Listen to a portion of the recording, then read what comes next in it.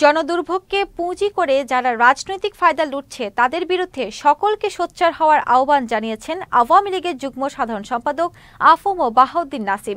বিকেলে রাজধানীর diploma engineers ইনস্টিটিউশনের প্রধানমন্ত্রী শেখ হাসিনার কারাবন্দী দিবস উপলক্ষে এক আলোচনা সভায় তিনি এই আহ্বান জানান। বাহাউদ্দিন নাসিম বলেন, যারা আত্মস্বীকৃত রাজাকারদের পক্ষ নিয়ে যারা কথা বলবে তাদেরও আইনের আওতায় আনা হবে। প্রধানমন্ত্রীকে নিয়ে কুরুচিপূর্ণ বক্তব্য প্রদানকারীদের প্রতিরোধ করার আহ্বান তিনি জানান। কোটার বিষয়টি আদালতে বিচারাধীন জানিয়ে তিনি আরো বলেন, এ বিষয়ে ফয়সালা হবে আদালতেই। আমরাও কোন জনদুর্ভোগ যারা সৃষ্টি করবে রাজনৈতিক উদ্দেশ্যে, রাজনৈতিক ফায়দা লোটার জন্য এই ছাত্র ছাত্রীদের কাঁধে ভর করবে এবং দুর্বিসন্ধিমূলকভাবে সারা দেশে অরাজকতা করার এক ধরনের প্রক্রিয়া শুরু হয়েছে। এটা আমরা মেনে নিতে পারি না। আমরা